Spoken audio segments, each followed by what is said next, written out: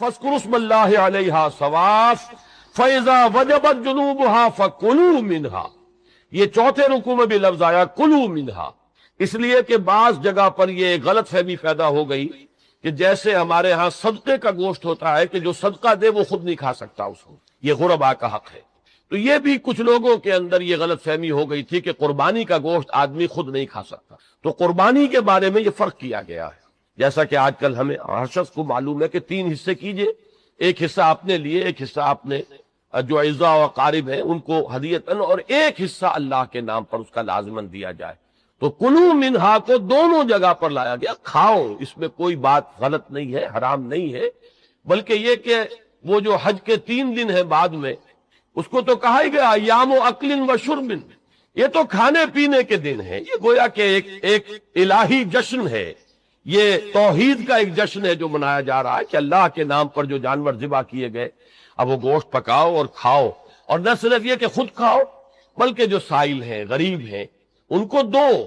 ان غریبوں میں وہ بھی ہوں گے کہ جو بیٹھے ہوئے ہیں، قناعت کیے ہوئے ہیں. وَاطِعِمُوا الْقَانِعَ وَالْمُعْتَرَ، جو قناعت کیے ہوئے ہیں وہ مانگنے کے لیے نہیں آتے، جا کے ان کے گھروں تک پہنچاؤ، ان تک بھی یہ بات جو ہے خود پہنچاؤ، اس کے لیے خود محنت کرو. اور وہ لوگ کہ جو مانگنے کے لیے نکل آتے ان کو بھی دو. وَاطِعِمُوا الْقَانِعَ وَالْمُعْتَرَ كَذَلِكَ سَخَّرَهَا لَكُمْ، اسی طرح اللہ نے انہیں تمہارے لیے مسخر کر دیا ہے. اتنا لمبا چوڑا جانور، اونٹ، لیکن اللہ نے کیسے انسان کے لیے اسے مطیع بنا دیا ہے، اور کس طریقے سے انسان جو ہے اس سے کام لیتا ہے، سواری کرتا ہے، اس کو استعمال میں لاتا ہے، پھر ذبح کرتا ہے. اب میں ایک موضوع لے رہا ہوں، یہ جو قربانی کا مسئلہ ہے، اس کے بارے میں ایک زمانے میں تو بہت منکرین حدیث کی طرف سے اس کے خلاف بڑی جو ہے ایک مہم چلی تھی کہ ختم کیا جائے اس کو. یہ خام خواہ جو ہے خرچ ہوتا ہے بہت بڑا، اور ضائع ہوتا ہے گوشت، اتنے بڑے پیمانے پر گوشت ہوتا ہے، کھایا نہیں جاتا. اچھا، ایک زمانے میں فریج بھی نہیں تھے، یہ بھی نہیں کہ آپ محفوظ کر دیں، گوشت ضائع بھی ہو سکتا تھا، اور بھی چیزیں جو ہے وہ گوشت کی وہ صحیح طور سے استعمال نہیں ہوتی تھی. تو اس کے اوپر بڑا پروپیگنڈا منکرین حدیث کا رہا کہ یہ جو ہے قربانی صرف حج کے موقع پر ہے. میں اس کی نفی کے لیے آج آپ کو بتا رہا ہوں کہ سورہ حج کے اندر جو 2 رکوع ہیں، ایک چوتھا ایک پانچواں، چوتھے رکوع میں بھی قربانی کا ذکر ہے، پانچویں میں بھی قربانی کا ذکر ہے. یہ ایک دم جو ہے ایک جگہ پر جو 2 طرح کی قربانیوں کا ذکر ہو رہا ہے، یہ کیوں ہو رہا ہے؟ چوتھے رکوع میں وہ مناسک حج کے ساتھ اس کا ذکر ہے، وہاں جو فرمایا گیا لِيَشْهَدُوا مَنَافِعَ لَهُمْ وَيَذْكُرُوا اسْمَ اللَّهِ عَلَى مَا رَزَقَهُم مِّن بَهِيمَةِ الْأَنْعَامِ فِي أَيَّامٍ مَّعْلُومَاتٍ عَلَى مَا رَزَقَهُم مِّن بَهِيمَةِ الْأَنْعَامِ فَكُلُوا مِنْهَا وَأَطْعِمُوا الْبَائِسَ الْفَقِيرَ. وہاں پہ قربانیاں دو، پھر اللہ کا نام لو، ان جانوروں پر جو اللہ نے تمہیں عطا کیے ہیں، اور جو معین دنوں کے اندر دو، فی ایام معلومات، اور پھر اس میں سے خود بھی کھاؤ. اور جو ہے جو جیسے صدقہ کا گوشت ہوتا ہے وہ نہیں ہے، وہ قربانی کا گوشت ہے، اس میں سے آپ خود بھی کھائیں اور غربا کو کھلائیں، غریبوں کو دیں، مساکین کو دیں. تو یہ پورا حکم آ چکا ہے چوتھے رکوع کے اندر. پانچواں رکوع پورا کا پورا جو ہے وہ عید الاضحیٰ پر ہے میرے نزدیک. یہی حکمت صوم کے بارے میں ہے کہ وہاں جب ایک حکم تکرار کر کے آیا کہ پہلے فرما دیا گیا فمن کان منکم مریضا او علی سفر فعدۃ من ایام اخر، اگر بیمار ہو کوئی اور یہ یا کہ سفر پر ہو تو وہ تعداد دوسرے دنوں میں پوری کرے. پھر کیا وجہ دوبارہ آ رہا ہے؟ شہر رمضان الذی انزل فیہ القرآن ھدی للناس وبینات من الھدی والفرقان فمن شہد منکم الشہر فلیصوم ومن کان مریضا او علی سفر فعدۃ من ایام اخر. کیوں؟ یہ تو ادبی اعتبار سے یہ کلام کا عیب شمار ہوتا، تکرار بلا کسی سبب کے نہیں، سبب کے بغیر نہیں. وہاں کیا تھا؟ وہاں ان 2 رعایتوں کے ساتھ تیسری بھی شامل تھی کہ اگر صحیح ہو اور مقیم ہو پھر بھی روزہ نہ رکھو تو ایک مسکین کو کھانا کھلا دو. یہ رعایت ختم ہوئی ہے رمضان کے روزے کے ساتھ، اب رکھنا پڑے گا روزہ. اور اگر بیمار ہو یا سفر پر ہو تو ٹھیک ہے، دوسرے دنوں میں پورا کرو، پورا کرنا لازم ہے. تو یہ چیز جو ہے یہ در حقیقت کسی وجہ سے ہوتی. بالکل یہی بات ہے سورہ حج کے چوتھے رکوع کے اندر وہ جو قربانی ہے حج کے ساتھ اس کا ذکر آ چکا. اب سنیے یہ جو آ رہا ہے، فرمایا وَلِكُلِّ أُمَّةٍ جَعَلْنَا مَنسَكًا، ہر امت پر ہم نے ایک جو ہے قربانی کا معاملہ نازل وہ جو ہے فرض کیا ہے. میں نے چونکہ آج شروع میں کہا تھا کہ صوم اور حج میں کچھ مشابہتیں ہیں. دیکھیے صوم کا حکم بھی آیا تھا تو کس طور سے آیا تھا؟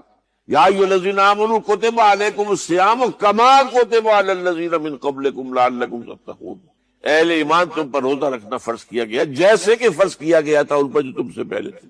یہاں پر اسی حوالے سے بات ہو رہی ہے کہ مسلمانوں یہ قربانی صرف تم پر فرض نہیں کی جا رہی، یہ تو ہر امت پر، ہر نبی ہر رسول کی امت پر۔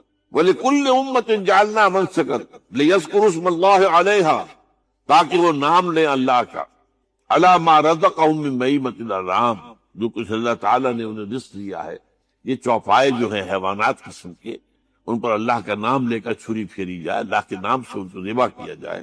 فَإِلَٰهُكُمْ إِلَٰهٌ وَاحِدٌ فَلَهُ أَسْلِمُوا، تو یہ جان لو کہ اس قربانی کی اصل روح کیا ہے، وہ یہ ہے کہ اللہ تمہارا ایک الہ ہے، اسی کے سامنے تمہیں سر جھکانا ہے۔ یہ روح تقویٰ اگر نہیں ہوگی تو یہ قربانی بے معنی ہو جائے گی۔ نماز و روزہ و قربانی و حج یہ سب باقی ہیں، تو باقی نہیں ہے۔ جب اللہ تعالیٰ کے ساتھ تعلق نہیں ہے تو یہ ساری چیزیں ریچولز بن جائیں گی۔ اب یہ بھی ہوتا ہے، 20 25 ہزار کے بکرے جو ہیں وہ لوگ لیتے ہیں، پھر ان کو گھماتے ہیں پھراتے ہیں، ان کے اوپر ریشمی چادریں چڑھاتے ہیں، ان کو جو ہے وہ مہندی لگا کر، بہرحال وہ چیزیں جو ہیں یہ اظہار اس طرح کا یہ تو پسندیدہ نہیں ہے۔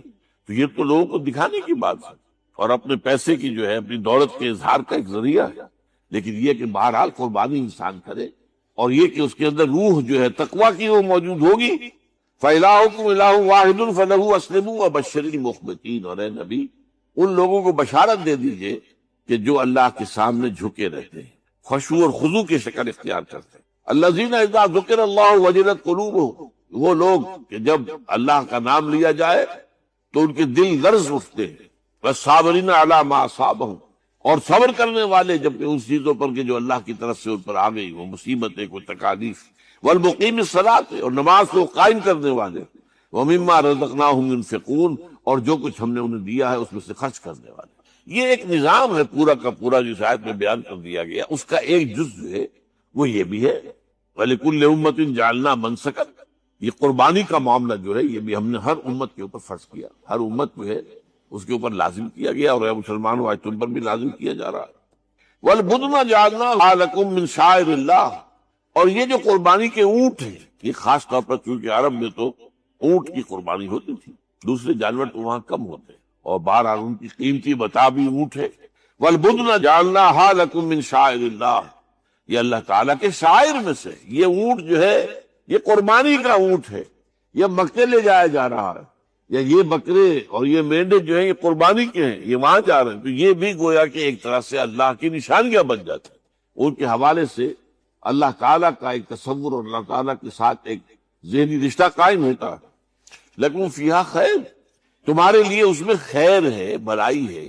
چنانچہ جب وہ جاتے تھے حج کے لیے تو جو بھی ان کے ساتھ دودھ دینے والا جانور ہے، قربانی کی نیت ہے لیکن دودھ جو ہے اس کا استعمال کر سکتے ہیں درمیان، اور بھی کوئی اگر ان کی کوئی چیزوں سے فائدہ اٹھانا ہو، لکم فیہا خیر فاذکروا اسم اللہ علیہا، تو اب ان کا اللہ کا نام لو اس کے اوپر، صواف صفے باندھ کر وہ اونٹ کھڑے ہوتے ہیں اور ان کو نحر کیا جاتا ہے۔ آپ کو معلوم ہے ذبح نہیں ہوتا اونٹ، اتنا بڑا جانور ہے، گردن کتنی موٹی ہے، اس کا ذبح کرنا بڑا مشکل ہے۔ نہر کہتے ہیں اس کو۔ کھڑا ہے اونٹ اور ایک برچھا، چھوٹا سا برچھا ہے جو اس کے یہاں گردن کے یہ جہاں آ کر دونوں ہنسلیاں ملتی ہیں وہاں پر مارا جاتا ہے، اور یہاں سے جو بہت بڑی وین ہے وہ در حقیقت ایورٹا، وہ جو ہے ختم ہوتا ہے، تو وہاں سے خون کا پھر فوارہ، اور اس کے بعد پھر وہ اونٹ کھڑا کھڑا وہ رفتہ رفتہ اس کا جب خون نکل جاتا ہے تو وہ کمزور ہو کر نیچے گر جاتا ہے۔ یہ نحر، یہ جو قربانی کا مسئلہ ہے، اس کے بارے میں ایک زمانے میں تو بہت منکرین حدیث کی طرف سے اس کے خلاف بڑی جو ہے ایک مہم چلی تھی کہ ختم کیا جائے اس کو۔ یہ خام خواہ جو ہے خرچ ہوتا ہے بہت بڑا، اور ضائع ہوتا ہے گوشت، اتنے بڑے پیمانے پر گوشت ہوتا ہے، کھایا نہیں جاتا۔ اچھا ایک زمانے میں فریج بھی نہیں تھے، یہ بھی نہیں کہ آپ محفوظ کر دیں، گوشت ضائع بھی ہو سکتا تھا، اور بھی چیزیں جو ہے وہ گوشت کی وہ صحیح طور سے استعمال نہیں ہوتی، تو اس کے اوپر بڑا پروپیگنڈا منکرین حدیث کا رہا کہ یہ جو ہے قربانی صرف حج کے موقع پر ہے۔ میں اس کی نفی کے لیے آج آپ کو بتا رہا ہوں کہ سورہ حج کے اندر جو دو رکوع ہیں، ایک چوتھا ایک پانچواں، چوتھے رکوع میں بھی قربانی کا ذکر ہے، پانچویں میں بھی قربانی کا ذکر ہے۔ یہ ایک دم جو ہے ایک جگہ پر جو دو طرح کی قربانیوں کا ذکر ہو رہا ہے، یہ کیوں ہو رہا ہے؟ چوتھے رکوع میں وہ مناسک حج کے ساتھ وہاں جو فرمایا گیا لِيَشْهَدُوا مَنَافِعَ لَهُمْ وَيَذْكُرُوا اسْمَ اللَّهِ عَلَى مَا رَزَقَهُم مِّن بَهِيمَةِ الْأَنْعَامِ فِي أَيَّامٍ مَّعْلُومَاتٍ عَلَى مَا رَزَقَهُم مِّن بَهِيمَةِ الْأَنْعَامِ فَكُلُوا مِنْهَا وَأَطْعِمُوا الْبَائِسَ الْفَقِيرَ۔ وہاں پہ قربانیاں دو، پھر اللہ کا نام لو ان جانوروں پر جو اللہ نے تمہیں عطا کیے ہیں، ان جو معین دنوں کے اندر دو، فی ایام معلومات، اور پھر اس میں سے خود بھی کھاؤ، اور جو ہے جو جیسے صدقہ کا گوشت ہوتا ہے وہ نہیں ہے، وہ قربانی کا گوشت ہے، اس میں سے آپ خود بھی کھائیں اور قربا کو کھلائیں، غریبوں کو دے، مساکین کو دے۔ تو یہ پورا حکم آ چکا چوتھے رکوع کے اندر۔ پانچواں رکوع پورا کا پورا جو ہے وہ عید الاضحیٰ پر ہے میرے دوست۔ یہی حکمت صوم کے بارے میں ہے کہ وہاں جب ایک حکم تکرار کر کے آیا کہ پہلے فرما دیا گیا فمن کان منکم مریضا او علی سفر فعدۃ من ایام اخر، اگر بیمار ہو کوئی اور یہ یا کہ سفر پر ہو تو تعداد دوسرے دنوں میں پوری کرے۔ پھر کیا وجہ دوبارہ آ رہا ہے؟ شہر رمضان الذی انزل فیہ القرآن ھدی للناس وبینات من الھدی والفرقان فمن شہد منکم الشہر فلیصوم ومن کان مریضا او علی سفر فعدۃ من ایام اخر۔ کیوں؟ یہ تو ادبی اعتبار سے یہ کلام کا عیب شمار ہوتا، تکرار بلا کسی سبب کے نہیں، سبب کے بغیر نہیں۔ وہاں کیا تھا؟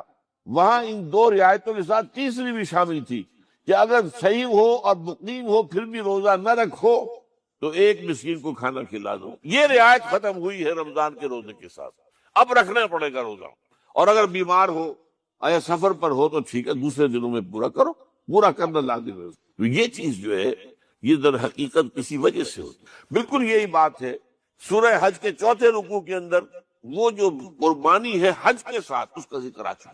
اب سنیے یہ جو آ رہا ہے، فرمایا وَلِكُلِّ أُمَّةٍ جَعَلْنَا مَنسَكًا، ہر امت پر ہم نے ایک جو ہے قربانی کا معاملہ نازل وہ جو ہے فرض کیا ہے۔ میں نے چونکہ آج شروع میں کہا تھا کہ صوم اور حج میں کچھ مشابہتیں ہیں، دیکھیے صوم کا حکم بھی آیا تھا تو کس طور سے آیا تھا؟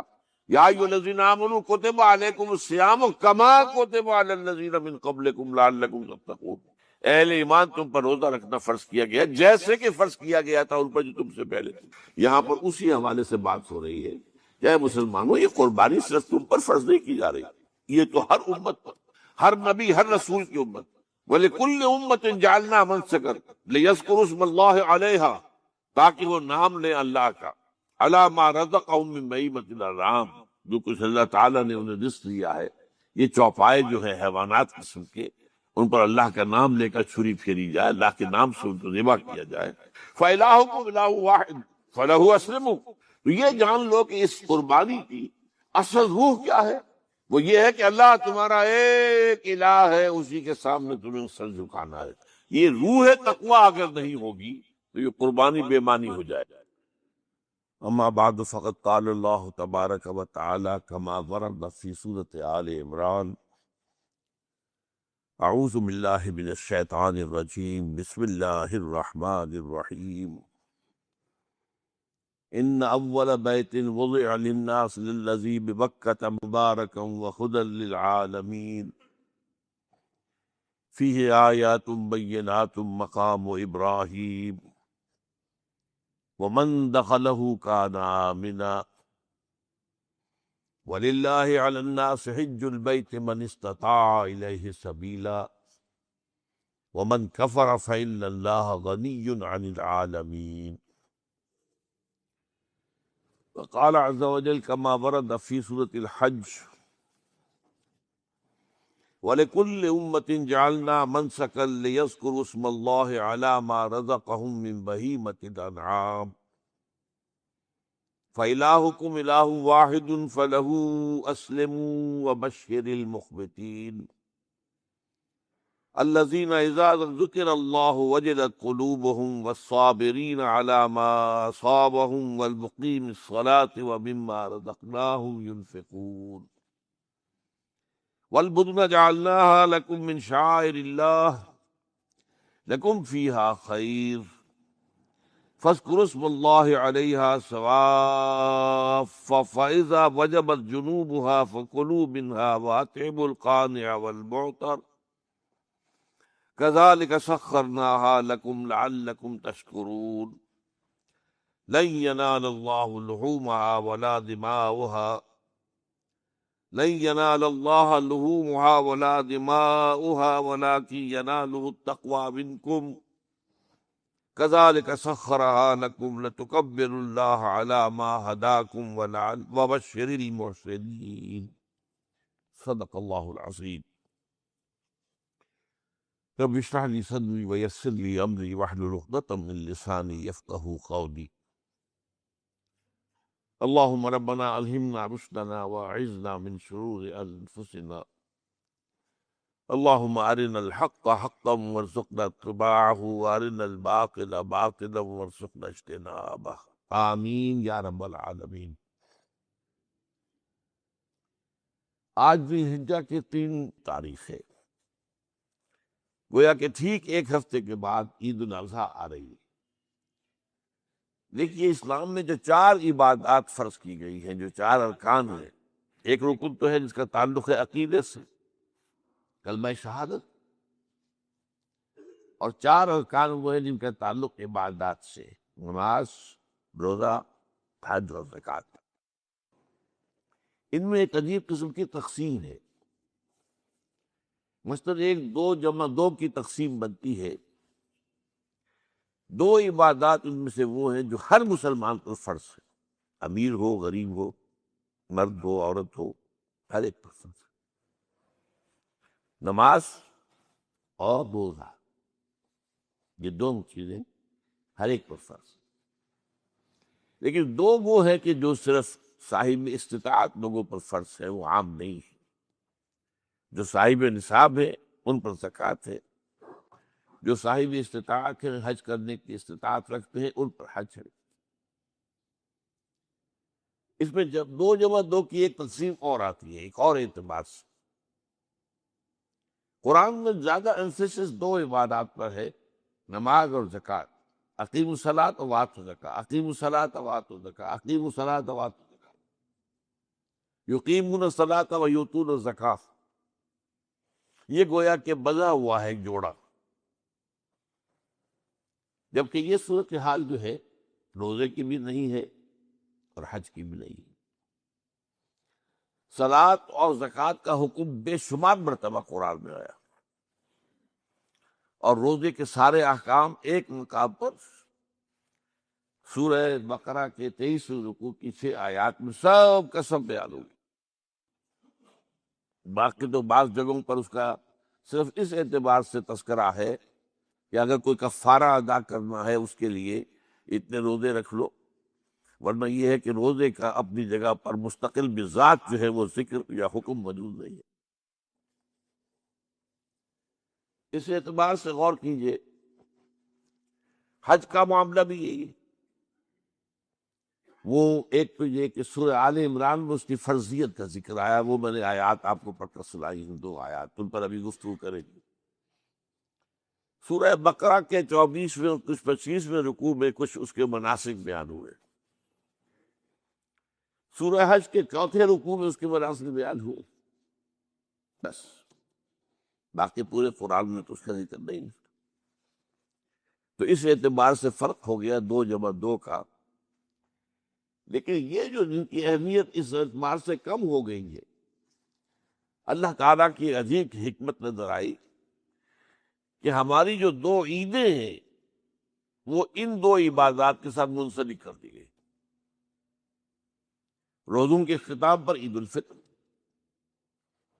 حج کے ساتھ عید الاضحیٰ۔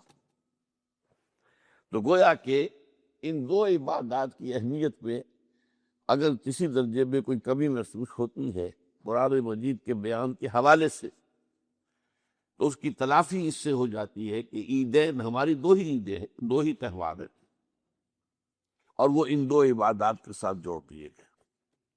اب آخری بات سمجھیے، 3 جمع 1 کی بھی ایک تفریق ہے۔ 3 عبادات وہ ہیں جو موقت ہیں صرف، یعنی معلق بالزمان، ان کا تعلق وقت کے ساتھ ہے، یہ نہیں کہ کسی خاص جگہ سے متعلق ہے۔ نماز ہر جگہ فرض ہے، ہاں البتہ اس کا وقت آئے گا، اگر سورج جو ہے نصف النہار سے ڈھلکے گا تو ظہر کا وقت ہوگا. اگر کسی وجہ سے اللہ تعالیٰ کی حکمت ہو کہ سورج وہی کا وہی کھڑا رہ جائے تو ظہر کا وقت آئے گا ہی نہیں، ظہر فرض ہوگی ہی نہیں. مغرب اسی وقت فرض ہوگی جبکہ سورج غروب ہو جائے.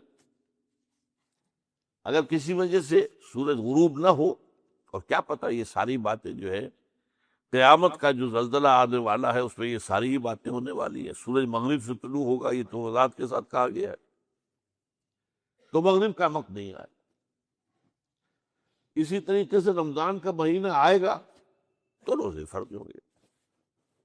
اس حوالے سے یہ زمانے کا تعلق تو ہے لیکن کسی مکان سے کوئی تعلق نہیں.